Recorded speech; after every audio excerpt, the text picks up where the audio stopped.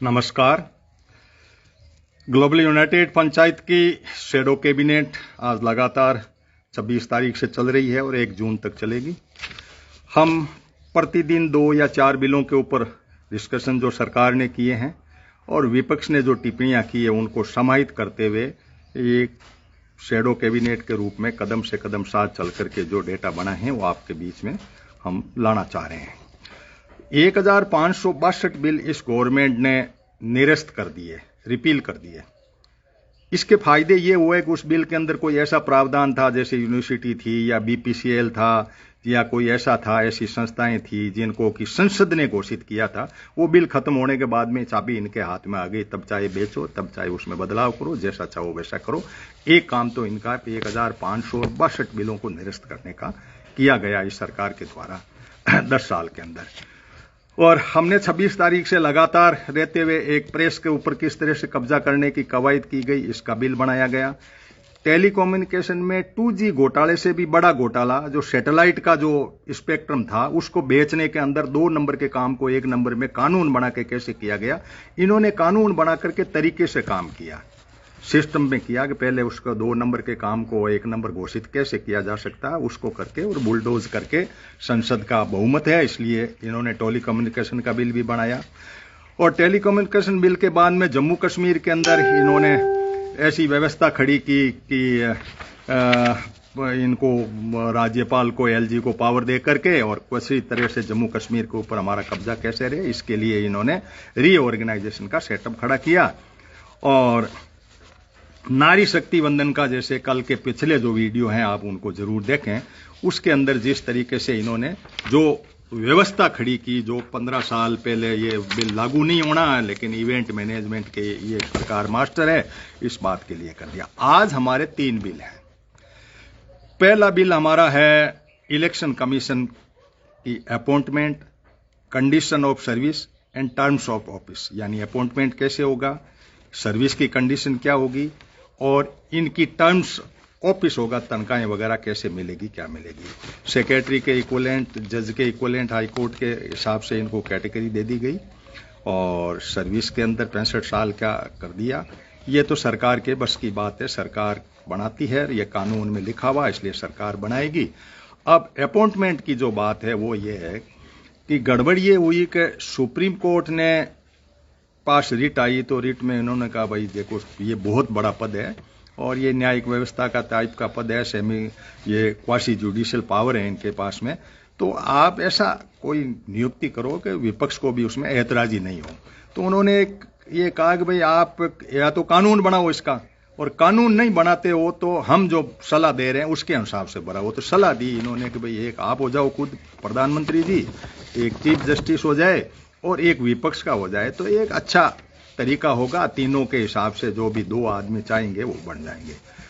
लेकिन एक लाइन नीचे ये लिख दी कि कानून बनाओ, तो इनका मजा आ गया कि कानून बनाना तो हमारी पावर है, चीफ जस्टिस साहब ने लिख दिया तो क्या होगा। इन्होंने चीफ जस्टिस के पद को हटा दिया और यहां लिख दिया कि एक तो प्रधानमंत्री जी होंगे और एक उनका ही मंत्री होगा, उसी पार्टी का ही होता है, वो तो नियम यही है, प्रधानमंत्री का बनाया हुआ मंत्री होगा। तो 2 होंगे, एक विपक्ष का होगा। तो सीधी सी बात है कि 3 में से 2 इनके होंगे, इसलिए अभी इनको नियुक्ति कर दी। और ये जो है इलेक्शन कमीशन की नियुक्ति में सुप्रीम कोर्ट के इतर जाकर के, सुप्रीम कोर्ट सिर्फ ये करता है कि भाई कानून की व्याख्या करता है, कानून में कोई कमी हो तो असंवैधानिक घोषित कर देता है।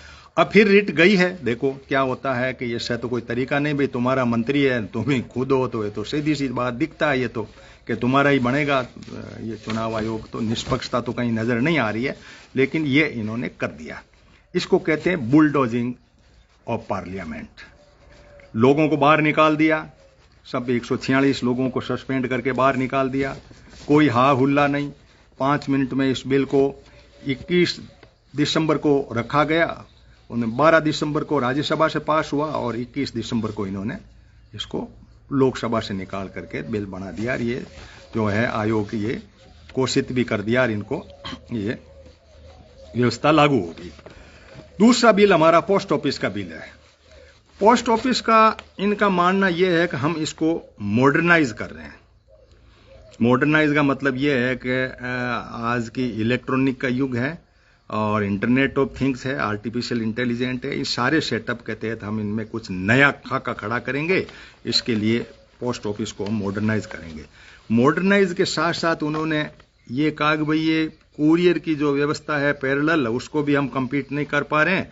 ऐसी व्यवस्था के अंदर हम जो है इसमें कुछ काम करेंगे।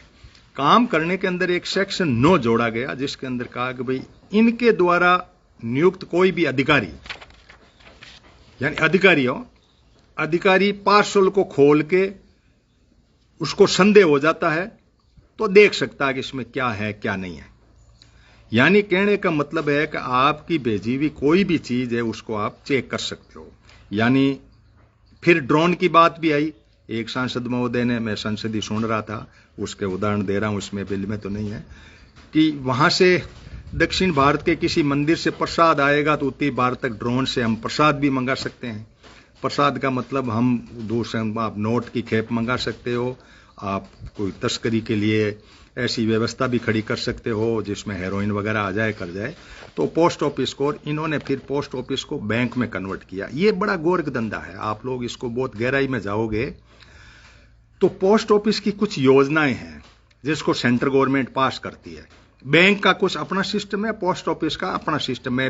इसको किस तरीके से करें। नेटवर्क की बड़ी प्रॉब्लम रहती है, कभी कभी खड़ा भी होना पड़ता है मुझे, तो बीच में थोड़ा कनेक्शन कटा है।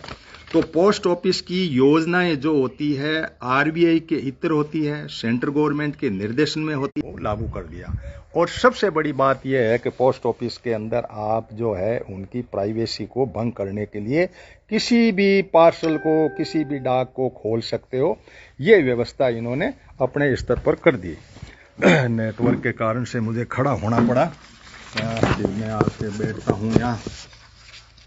तीसरा बिल जो है वो है नेशनल रिसर्च फंड के नाम से, उसका पूरा नाम ही बढ़ दूं, द अनुसंधान नेशनल रिसर्च फाउंडेशन बिल 23।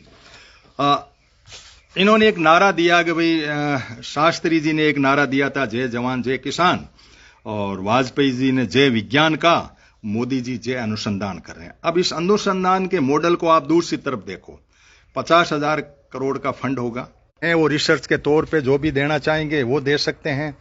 और यानी